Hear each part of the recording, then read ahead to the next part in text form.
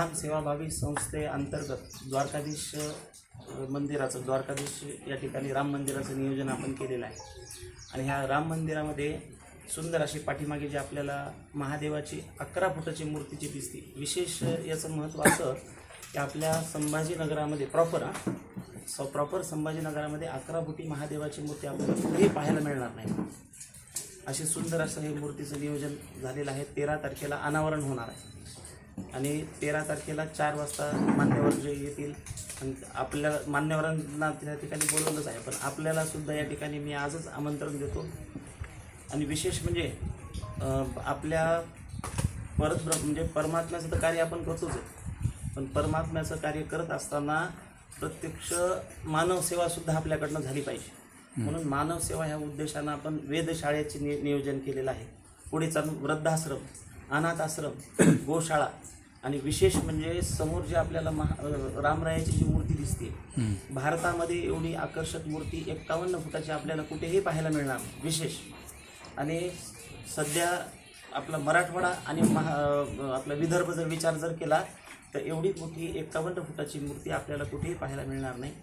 त्या ठिकाणी वृद्धाश्रमाचं सुद्धा नियोजन असं आहे की बाबा बऱ्याच वेळेस असं आहे की बऱ्याच ठिकाणी असा विषय आहे की बाबा वृद्ध त्या ठिकाणी मुलं घेऊन येतात आणि आमच्या आईवडिलांना पैसे देऊन ठेवा.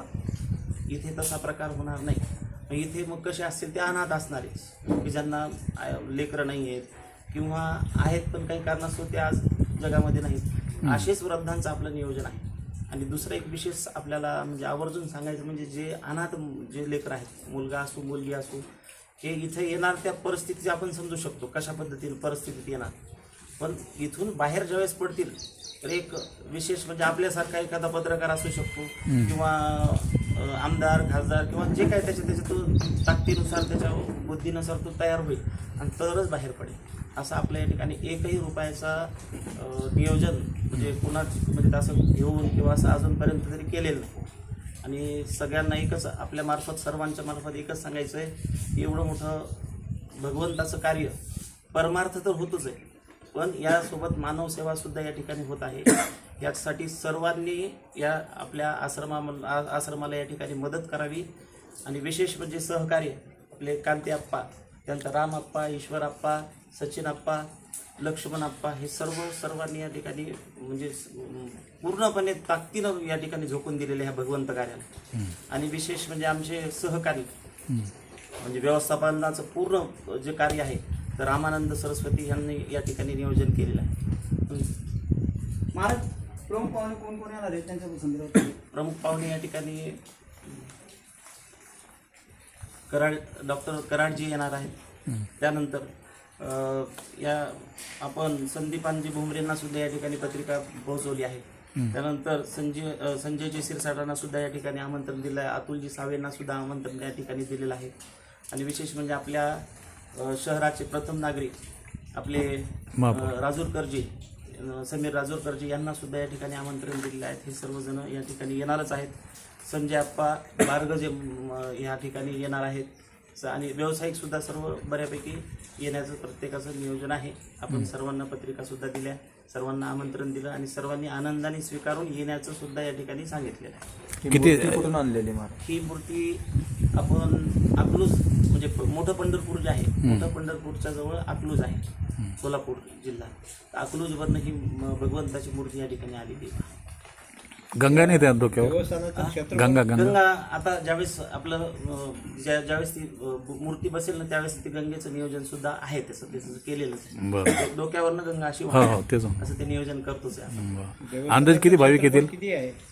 जवळपास 1000 भाविक येण्याचं नियोजन आहे.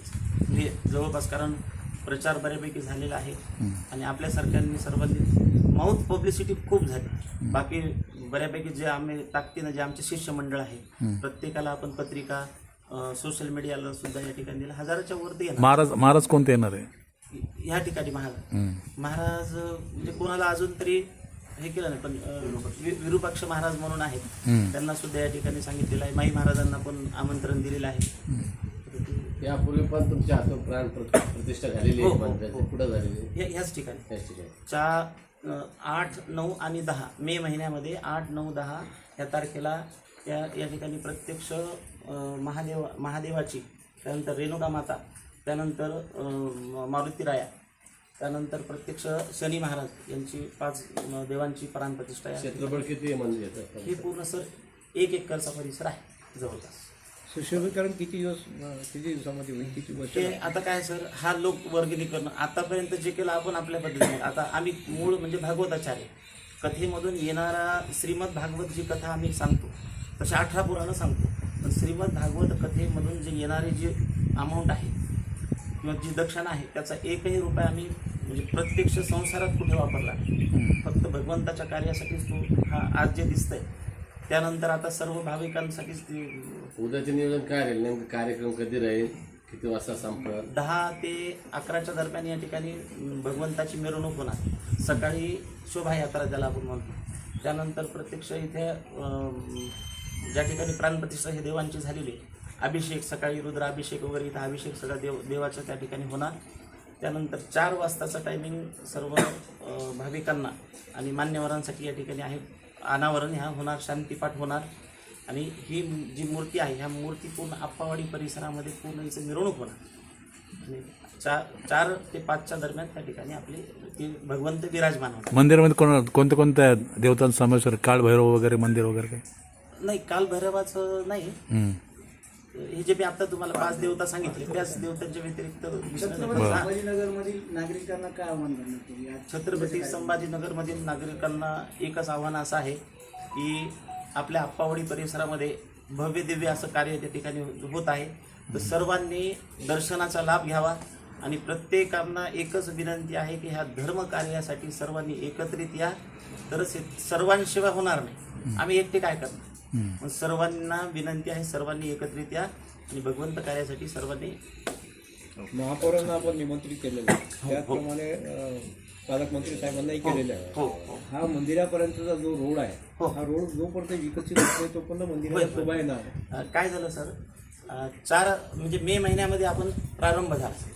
आता ज्यावेळेस आमदार साहेब येतील, पालकमंत्री साहेब ज्यावेळेस येतील, मग त्यांना ज्यावेळेस प्रत्यक्ष हा विषय त्यांनी डोळ्यानंच त्यांना पाहिल्यानंतरच त्यांना आपल्याला म्हणायची गरज नाही पडणार, असं तर माझं खात्री आणि अनुभव आहे. म्हणून ते पण होईलच आणि आपल्यासारख्या सर्वांचं सहकार्य असल्यामुळे मग तर काही प्रश्नच नाही. धन्यवाद.